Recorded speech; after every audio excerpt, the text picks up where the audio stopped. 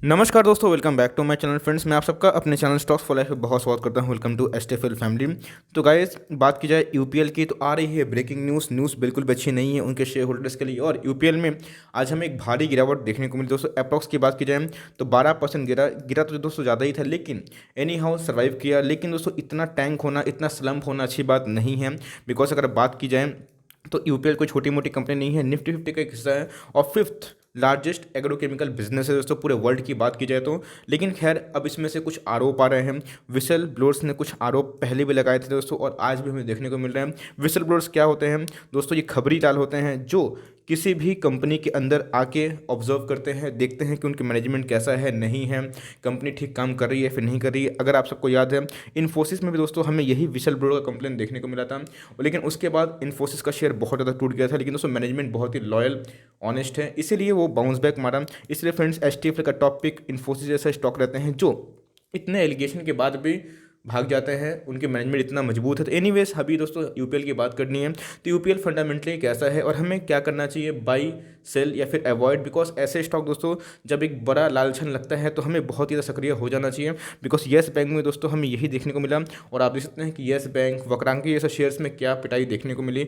तो दोस्तों न्यूज़ पढ़ूंगा, उसके बाद मेरी कमेंट्री क्या है और मैं होता तो मैं क्या करता, पूरी दोस्तों अपना अनबायस्ड और ऑनेस्ट ओपिनियन आपसे शेयर करना चाहूँगा। चैनल फर्स्ट टाइम है, सब्सक्राइब कर सकते हैं इस तरह के दिग्गज वीडियो सबसे पहले एक्सेस करने के लिए। फ्रेंड्स, मैंने आज के दिन बहुत सारे वीडियोस बनाए हैं।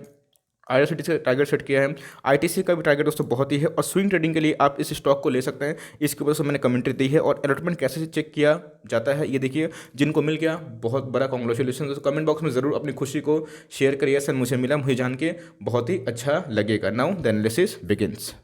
तो फ्रेंड्स, अगर आप देखें, अगर मैं बताऊं, explained UPL share slumps and fund diversion allegation. UPL share fell as much as 15% after media reports quoted a whistleblower claiming that UPL promoters alleged siphoned of money. दोस्तों ये बहुत ही बड़ा आरोप है और कभी भी विसल ब्लोअर कभी भी ऐसे न्यूज़ को मीडिया तक पहुंचाते हैं तो भाई मार्केट उतनी तेज़ी से रिएक्ट करता है।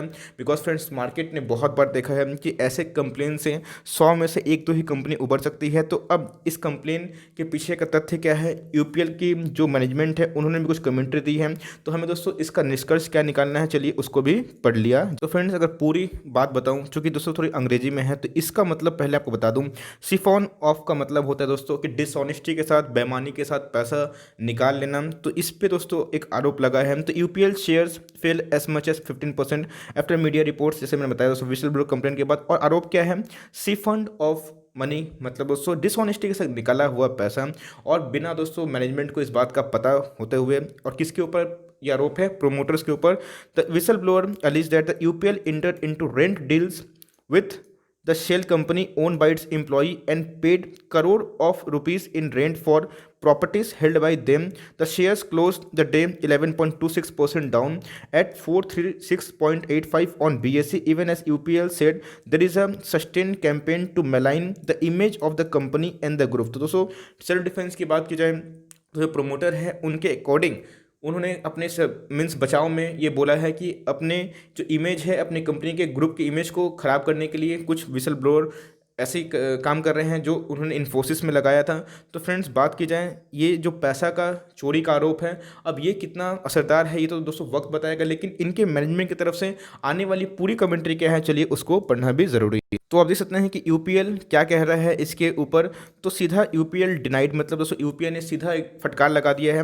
The whistle blower is a member of the board as reported in the media as this allegation were discussed and investigated by the audit committee and the board in 2017-18। An identical whistleblower complaint was received by the audit committee of UPL on June 2017. The whistleblower committee, which comprised only independent director, was constituted by the audit committee to investigate the allegation and all the content of the complaint was fully disclosed. तो friends, इनके मानी जाए तो इन्होंने सीधा बोला है कि ये जो कहानी है पहली है, पुरानी है और एक केस रफा दफा हो गया है और ऐसी कोई बात नहीं है। ये दोस्तों एक कोशिश है कंपनी की इमेज को मलाइन करने के लिए। लेकिन फ्रेंड्स, चूंकि कंप्लेन तो कंपनी होती है और मार्केट में हमेशा आपको पता है कि बियर कार्टेल ग्रुप हमेशा दोस्तों हंगर में रहते हैं कि कैसे उनको एक ख़राब न्यूज़ मिल जाए और कैसे उनको एक लाइक पिटाई करने वाला न्यूज़ मिल जाए तो फ्रेंड्स उसके बाद तो अपना काम कर देते हैं, जैसा कि आपने निफ्टी को देखा। लेकिन दोस्तों इस न्यूज़ में एक फ्रॉड की बात है, तो अब देखते हैं कि सेबी का क्या इसमें कमेंट्री आएगा। लेकिन उससे पहले दोस्तों मैंने आपको न्यूज़ बता दी कि कंप्लेन क्या है, विसल ब्लोअर क्या होता है, सेफेंड ऑफ मनी का मतलब क्या है। अब फ्रेंड्स मैं अपनी कमेंट्री दूं तो मुझे क्या लगता है और यहाँ से यूपीएल कैसा है फंडामेंटली और टेक्निकली कितना गिर सकता है और क्या होंगे बेस्ट बाइंग लेवल, या फिर हमें दोस्तों अवॉइड करना चाहिए। जैसे कि फ्रेंड्स आप देख सकते हैं कि 10% से ज़्यादा गिरावट देखने को मिल रही है। आज के लो की बात की जाए तो 416 है, उस समय दोस्तों 15% से ज़्यादा टूट चुका था।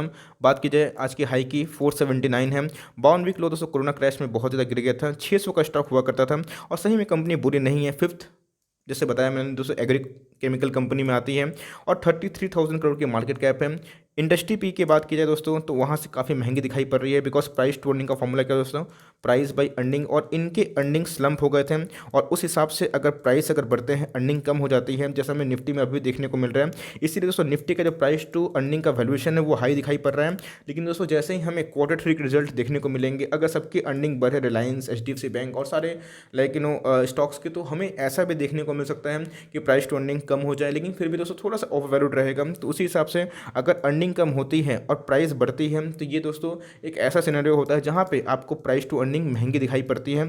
बात की जाए डेरिवेटिव्स की तो हमें 28 का दिखाई पड़ रहा है, जो कि नॉट सो गुड है। अब दोस्तों टेक्निकल में हमें क्या देखने को मिलता है और हमें क्या करना चाहिए। ओके नाउ तो दोस्तों मैं हमेशा आपको सिखाता हूँ, अगर आप मेरे चैनल से जुड़े हुए हैं आपको याद हो गया होगा, बिकॉज देखिए फंडामेंटल बहुत इंपॉर्टेंट है। फंडामेंटल दोस्तों हमको ये बताता है कि कौन सा स्टॉक को चुनना है, लेकिन टेक्निकल हमें ये बताता है कि कौन से स्टॉक को कब चुनना है। बिकॉज आप देख सकते हैं कि यूपीएल कुछ दिनों से दोस्तों एक लोअर ट्रेंड बना रहा था। मीन्स लोअर ट्रेंड क्या होता है दोस्तों, लोअर लो मीन्स कभी भी इसका जो हाई है उसके निचले हाई से ही नीचे बन रहा है, इसका मतलब दोस्तों एक लोअर ट्रेंड का स्टॉक है। अगर मैं ऐसे ड्रॉ करूं तो आपको बेटर समझ में आएगा। तो उसके बाद दोस्तों एक लोअर लो की हमें फॉर्मेशन दिखाई पड़ी। यस स्टॉक खराब नहीं है। बात की जाए दोस्तों इनके थोड़े से फाइनेंशियल रिजल्ट की तो थोड़ा कम था, जिनकी वजह से ये सारा सिनेरियो देखने को मिला। लेकिन उसके बाद एक कॉन्सोलेशन फेज में हम लोग को देखने को मिला। उसके बाद एक ब्रेकआउट दिया। ब्रेकआउट देने के बाद आप सकते हैं 1 2 3 4 5 कैंडल में दोस्तों ये स्टॉक बहुत ज़्यादा भाग चुका था और अपने बॉटम की बात की जाए वहाँ से अप्रॉक्स 20% टर्न दिया, जहाँ पर निफ्टी बहुत तेज है। लेकिन दोस्तों कैसे ही एक ओवर बॉट जोन में आने के बाद, आप सबको मैंने सिखाया है अपने टेक्निकल क्लासेस में भी, जैसे ही एक स्टॉक दोस्तों ओवर बॉट जोन में आता है वैसे ही एक चांसेस मिल जाता है कि लोगों को शॉर्ट करने का या फिर वहाँ से निकलने का। बिकॉज यहाँ पे दोस्तों एक रीज़न था जहाँ पे माल उठा सकते थे। और देख सकते हैं कैसे दोस्तों RSI का जो टेक्निकल है मैंने सिखाया है फ्री ऑफ कॉस्ट, मैंने उसको लिंक भी दे दिया डिस्क्रिप्शन में, बिगनर्स जाके जरूर देखें। तो यहाँ पे एक बाइंग सिग्नल हमें इमर्ज होते हुए देखने को मिले थे। उसके बाद स्टॉक भागा। अब न्यूज़ देखने को मिल रही है फ्रेंड्स। अभी मैं बोलूँगा आपको वेट एंड वॉच करना चाहिए, कुछ भी जल्दीबाजी नहीं करनी चाहिए, बिकॉज आपको फ्रेश पोजीशन लेना थोड़ा सा रिस्की हो सकता है। बिकॉज ये दोस्तों चूंकि एक कॉर्पोरेट गवर्नेंस की बात है, एक फ्रॉड का मैटर है, तो पहले स्टॉक को सेटल होने दीजिए, देखिए कि स्टॉक की रणनीति क्या होती है। अपकमिंग 1-2 दिन करिए, बिकॉज दोस्तों ये अपने मीडियन को टच कर दिया, जो कि अच्छी बात तो है। लेकिन अगर ये इसको सस्टेन कर पाता है तो बहुत इंपॉर्टेंट है। अब फ्रेंड्स मुझे लगता है कि इस न्यूज़ की वजह से अगर मार्केट इसको रिएक्ट नेगेटिव किया तो 450 इसका रेजिस्टेंस हो सकता था, जो अपकमिंग रेजिस्टेंस 500 था, और धीरे धीरे दोस्तों ये 400 के लेवल पे जाकर ट्रेड होता हुआ देखने को मिल सकता है।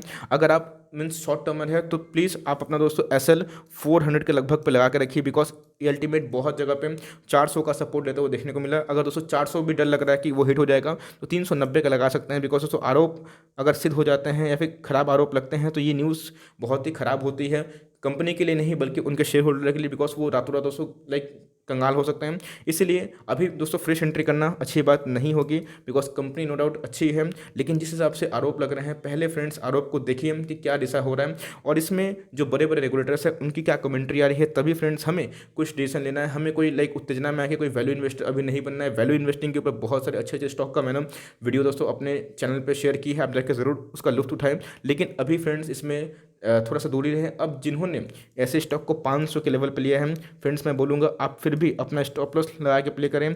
यस स्टॉक नो डाउट बहुत ही अच्छा है, लेकिन जो कि कंप्लेन है ये बात आपको इग्नोर नहीं करना चाहिए। लेकिन अगर आपको फ्रेश एंट्री करनी है उसके लिए मैंने रणनीति बना दी है। मैं क्या करूँगा फ्रेंड्स, मैं अवॉइड करूँगा। कंपनी बुरी नहीं है, लेकिन यस केमिकल सेक्टर के और भी अच्छी अच्छी कंपनी हैं जो कॉर्पोरेट गवर्नेंस के इशू से एकदम दूर हैं, तो मैं विवादित कंपनी पे जाना पसंद नहीं करूँगा। मैं दोस्तों अपना अनबायस्ड और ऑनेस्ट ओपिनियन आपसे शेयर कर रहा हूँ।